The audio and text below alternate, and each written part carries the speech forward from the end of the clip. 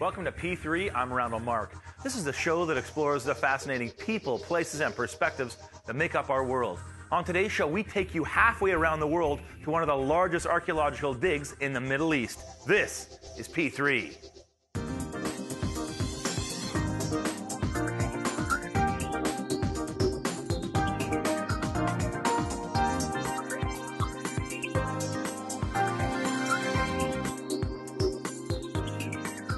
P3 recently had the opportunity to visit Israel at the invitation of Canadian Friends of the Hebrew University of Jerusalem. While there, we checked out the largest archaeological dig in the region. Doran Ben-Ami, the professor at the Institute of Archaeology at the Hebrew University, is leading the team of researchers who are painstakingly uncovering rock by rock 2,700 years of history.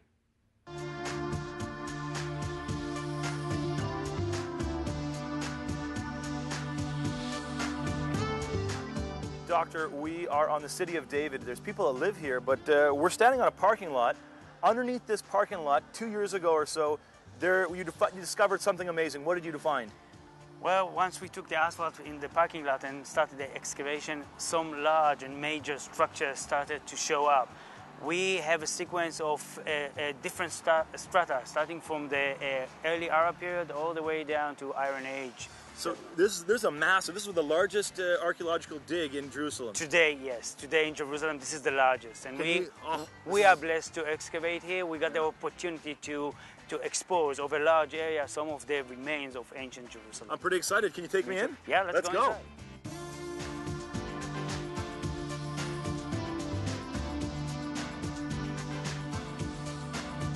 This is really incredible here. Explain the strata, because what am I looking at? First of all, it looks like walls in a villa. Yeah, well, we were fortunate to excavate a very large Roman villa. This is the entire area is now occupied with the Roman villa.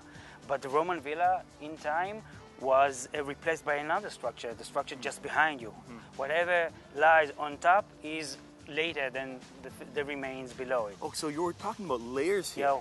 Each layer, different period of time, different people. So you're working at 3 different layers here? Much more, but more? Much more.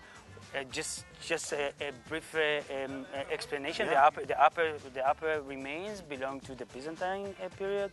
Below we got the Roman villa. So what year? What year would this be? What you're looking at is a Roman villa. In the center, there is a courtyard. It is surrounded by many rooms. It's a very large structure.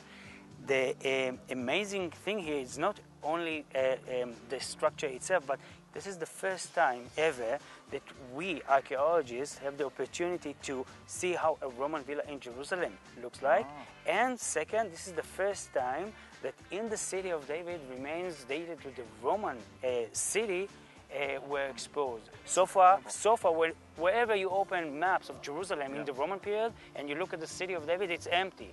Because we thought previously that it is out of the boundaries of the Roman city, right. But now they lived right in the city. Also here in the part of the city of David, not only in the upper part of Jerusalem, but also in the city of David. Wow. So we're actually rewriting the history of certain periods, such as the Roman period in Jerusalem. It's incredible. Like with every rock that you move. I mean, I noticed before you had the human chain going, and obviously by hand you have to remove each little loose piece of rock. Exactly, and we sift. Very delicate, isn't it? Yeah, and we sift each bucket of dirt here to see if we didn't miss any significant finds in it. So there is no way that significant finds will lose the eyes of the excavators here. Now, I mean, this is an amazing team here and a structure here. When you're working in something like this, obviously you're revealing walls. Are there other things that you're looking at? Pottery shards of weaponry.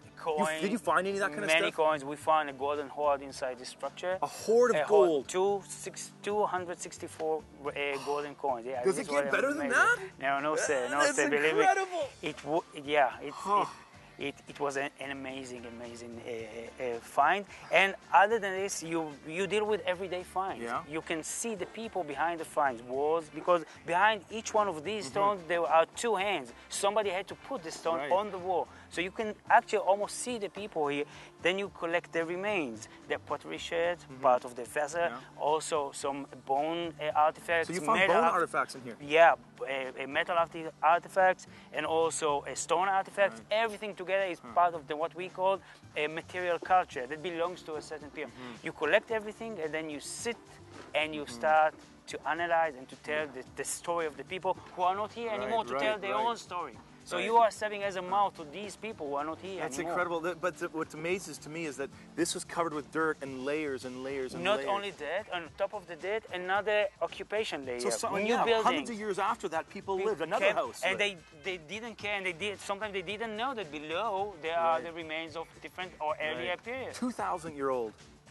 More than 2,000 years old. More than 2,000. This is stunning to me. This is the story of Jerusalem. It's actually like a history book, but you read through the material culture, chapter by chapter, the history of Jerusalem revealed here. Like, to me, what's exciting is that rather than just looking at a book, I'm actually standing in the presence of these people, touching the actual historical rocks. If you feel it, you are on the right side. I'm feeling it. It's a really exciting. That's what these guys are doing here. They started here, they work, and actually we become just like a family because it is so exciting working here in the land of Israel. In general, in Jerusalem in particular. Yeah, I mean, I'm looking at these students here. Each of these, all of this has to be dug up by hand. You can't use machines because you'll wreck things. Exactly. So this is a very delicate process, but this is obviously out of love too. Exactly. They have a passion for what this is. I couldn't find better word to describe the feeling here. Well, thank you so much. Do you mind if we walk down and actually get a feel for this? By all means. Let's go. Coming up next, we go in for a closer look at this archaeological dig when P3 continues.